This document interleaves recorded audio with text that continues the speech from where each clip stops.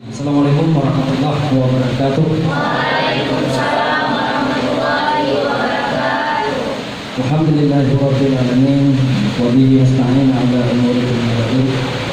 Asyhadu an la ilaha illallah wahdahu la syarika lahu wa asyhadu anna sayyidana wa maulana Muhammadan abduhu wa rasuluhu la nabiyya ba'da. Allahumma shalli ala sayyidina Muhammad wa ala ali Muhammad bi rahmatika ya arhamar rahimin. Pertama-tama marilah kita ucapkan puji syukur kita kepada Allah Subhanahu wa taala. Selawat dan salam sama-sama kita sampaikan kepada baginda Rasul Muhammad sallallahu alaihi wasallam, juga kepada seluruh keluarga dan sahabat beliau sekalian, juga kepada seluruh ulama-ulama, baik ulama-ulama mustaqdimin dan ulama-ulama takfirin yang muktabar, yang masih berada di sujunat penjuru dunia. Mudah-mudahan selalu terjaga risalah kesucian daripada Rasulullah SAW dan Al-Quran. Rekan-rekan yang berbahagia, sebelum kita mulai pembahasannya atau pemaparan sebagaimana diamanahkan, pertama saya mengucapkan penghormatan yang pertama kepada Bang Yarmen Dinamika. Beliau adalah salah seorang senior kami, kemudian juga sebagai guru kami, kemudian juga sebagai abang kami.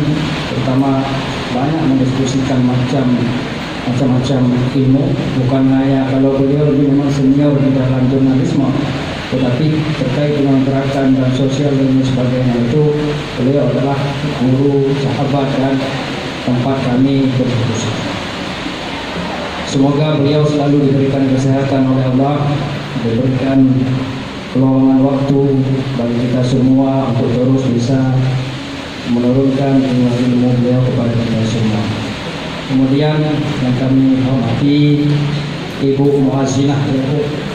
Beliau adalah salah satu aktivis yang hari ini sudah menjadi akademisi yang sangat vokal dalam melakukan pendampingan terhadap isu-isu sosial, politik yang terjadi di Aceh. Semoga kami doakan Muazzinah tetap diberikan kesehatan dan umur panjang. Semoga kerja beliau untuk sosial, kemasyarakatan dan apapun kegiatan beliau selalu mendapatkan rahmat dan hidayah dari Allah Subhanahu wa taala. Secara khusus kepada rekan moderator, semoga acara ini menjadikan acara yang memberikan rahmat kepada kita semua, terutama menjadi ajang silaturahmi sesama kita untuk terus bisa memberikan hal yang lebih, terutama untuk memperkuat persatuan dan kesatuan, untuk menemukan hal yang paling baik untuk keumatan. Secara khusus penghormatan kami kepada rekan-rekan panitia dari Political Club, kemudian dari tetapan komunitas tetapan, kemudian seluruh hadirin, kawan-kawan, adik-adik, abang-abang yang telah berhadir pada diskusi kita pada hari ini. Rekan-rekan yang berbahagia, saya merasa terhormat diberikan kesempatan diundang secara khusus untuk menjadi pemateri pada hari yang berbahagia ini terkait dari dampak hasil pemilu terhadap pembangunan berkelanjutan di Aceh. Namun sebelumnya saya mencoba untuk melihat arah daripada diskusi kita hari ini. Jadi mencoba melihat orientasi daripada dibikin acara ini, orientasinya apa? Saya ingin melihatnya. Saya ketika diminta dan dikirim tol ditetapkan isunya adalah dampak daripada hasil pemilu, saya berkesimpulan bahwa panitia sudah berkesimpulan bahwa pemenang daripada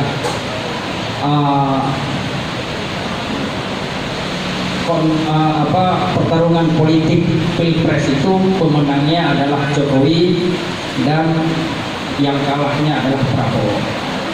Saya menangkap itu dari asumsi kawan-kawan hingga menggelar acara.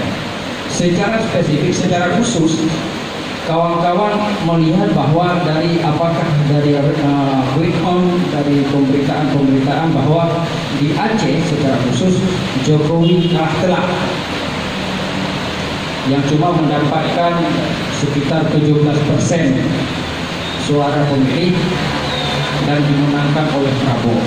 Hingga kawan-kawan mungkin berkesimpulan bahwa kekalahan Jokowi di Aceh itu berpotensi besar karena dia menang tetap menjadi presiden dan dia kalah di Aceh, dan itu berpotensi besar terganggu terhadap pembangunan di Aceh.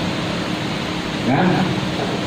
Nah, kesimpulan seperti itu saya kira tidak ada yang salah. Itu berdasarkan hipotesa bahwa hari ini Jokowi secara nasional menang.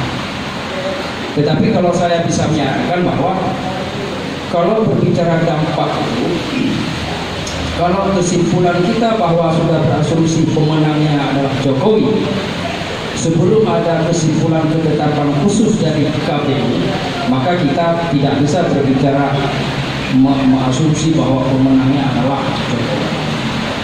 Karena apa? Karena begitu acara seperti ini kita gelar, itu dianggap ada kepentingan politik. Bisa jadi Sekber sendiri, saya diundang sebagai juru bicara Sekber dalam kapasitas juru bicara Sekber, diundang menjadi pemateri. Bisa jadi orang akan beranggapan bahwa ini Sekber karena kalah Jokowi di Aceh, atau ini tim sukses Jokowi karena kalah Jokowi di Aceh. Ini cari panggung baru untuk memperlihatkan di Jakarta bahwa kami tetap eksis untuk Jokowi. Terus terang saya secara pribadi, kekalahan Jokowi di Aceh, secara pribadi saya merasa malu untuk merayakan kemenangan Jokowi apabila memang KPU nanti menetapkan Jokowi itu pemenang secara nasional. Karena apa? Karena saya tim sukses dari Jokowi. Ada tagline hari ini kawan-kawan bikin semacam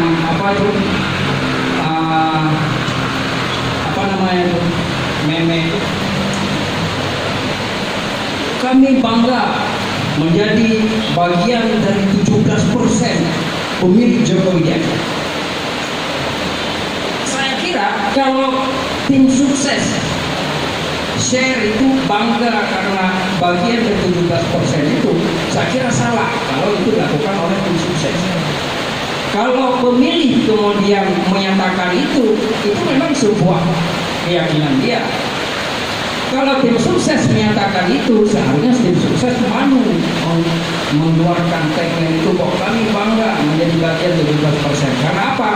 17% itu adalah survei pertama kali secara nasional termasuk Aceh. Di survei sebelum ada kerja-kerja pemenangan itu, Jokowi di Aceh itu 17%.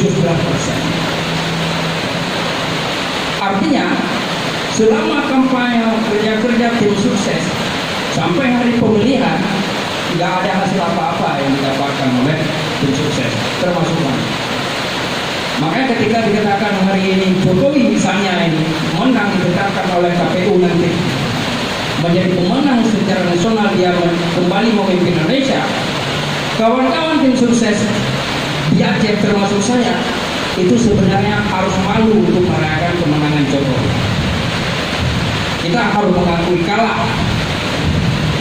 Kemudian ada bahasa-bahasa yang nggak enak kita dengarkan, misalnya begini, ini orang Aceh itu nggak tahu beruntung, nggak balas jasa dan sebagainya terhadap Jokowi, kebaikan Jokowi. Kawan-kawan yang harus kita pahami adalah politik itu adalah pilihan, politik itu adalah pilihan. Ketika kami misalnya memilih Jokowi, berarti kami meyakini bahwa kepemimpinan Jokowi itu baik. Ketika ada orang memilih, kawan-kawan ada yang memilih Prabowo, berarti dia ada keyakinan bahwa dia itu adalah Prabowo itu baik. Jadi subjektivitas politik itu kemudian kita dituntut untuk memilih bersikap secara politik apabila kita terjun di dalam dunia politik. Nah, ketika misalnya pertarungan politik itu kemudian memenangkan kubu lain, kita nggak ada faedah melakukan bully bahwa kalian masa memilih Prabowo dan sebagainya. Saya kira itu politik yang gak sehat. Artinya apa? Bahwa yang harus kita pahami, kemenangan kubu lain adalah kemenangan strategi politik yang dijalankan oleh mereka. Isu apapun, misalnya dari kubu Prabowo yang paling dominan itu menggunakan isu-isu agama, bahwa itu adalah strategi politik mereka. Ada semacam kelemahan untuk menangkal isu-isu itu yang seharusnya dilakukan tim sukses Jokowi yang kami lakukan, itu berarti masih lemah di dalam mengatur strategi, argumen dan sebagainya untuk meyakinkan masyarakat bahwa Jokowi itu adalah yang terbaik. Di situ aja deh. Artinya bahwa tim sukses itu tidak mampu meyakinkan masyarakat bahwa Jokowi itu layak kembali memimpin Indonesia, itu saja. Artinya kelemahan itu ada pada tim sukses. Jadi bahasa-bahasa menyatakan bahwa rakyat Aceh ini enggak itu enggak boleh.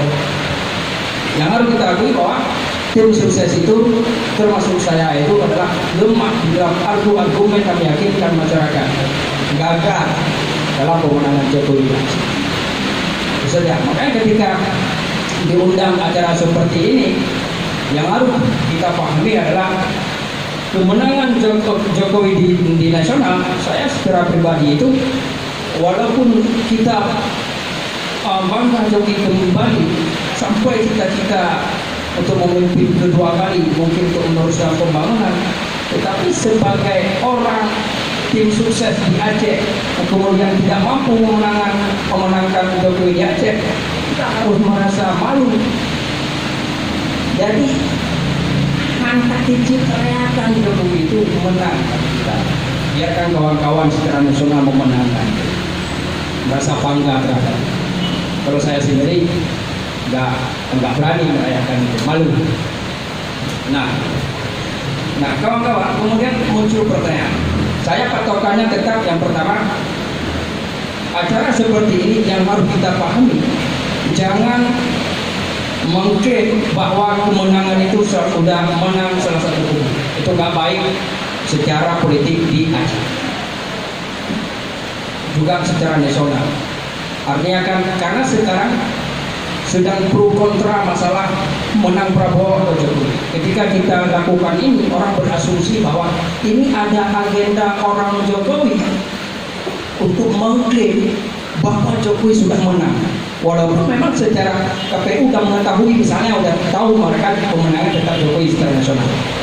Tetapi kita tidak boleh mengklaim itu yang kemudian mereduksi profesionalitas KPU yang nantinya akan mengumumkan. Sebelum diumumkan oleh KPU, maka pemenangnya itu belum ada. Oke, seperti itu. Nah, kawan-kawan yang berbahaya.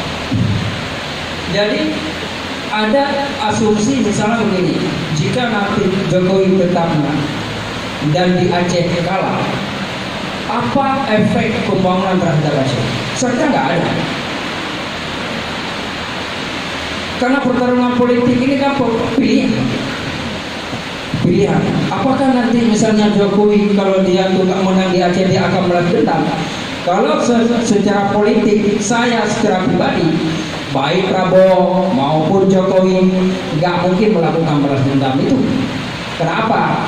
Karena perebutan menjadi presiden itu adalah ketika menjadi presiden, maka dia akan menjadi presiden seluruh Indonesia, siapapun presiden. Apalagi misalnya sudah ditetapkan beberapa proyek strategis nasional itu sudah masuk di dalam peraturan presiden.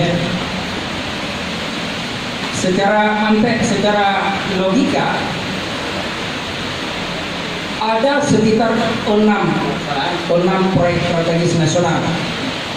Ada tol dari Banda Aceh ke Sigi, tol dari Banda Aceh ke Lok Sumoy, tol dari Lok Sumoy ke Langsa ke Medan. Kemudian ada 2 waduk besar, ada waduk Ruko dan ada waduk Tiro. Itu 6 itu sudah menjadi proyek strategis nasional. Seandainya Jokowi kembali memimpin Indonesia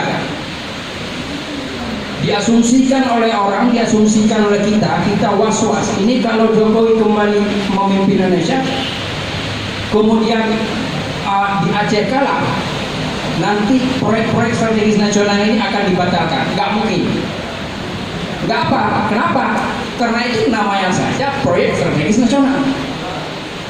Kalau dibatalkan, maka dia itu bukan proyek strategis nasional. Kawan-kawan itu harus komplit. Berarti proyek itu adalah proyek politik nasional. Kan mudah saja.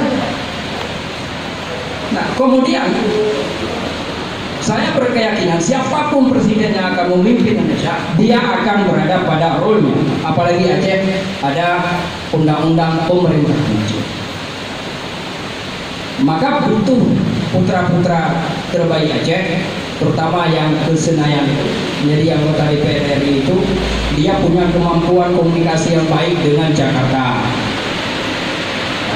Karena bicara politik kekuasaan negara itu kan bicara komunikasi politik.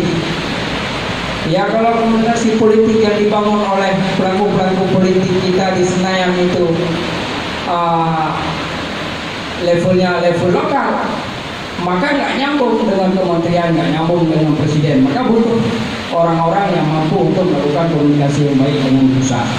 Saya kira pasca pilpres itu nggak ada istilah balas dendam, karena semuanya adalah bicara, apalagi Aceh. Hak Aceh apa ada dia di undang-undang pemerintahan Aceh.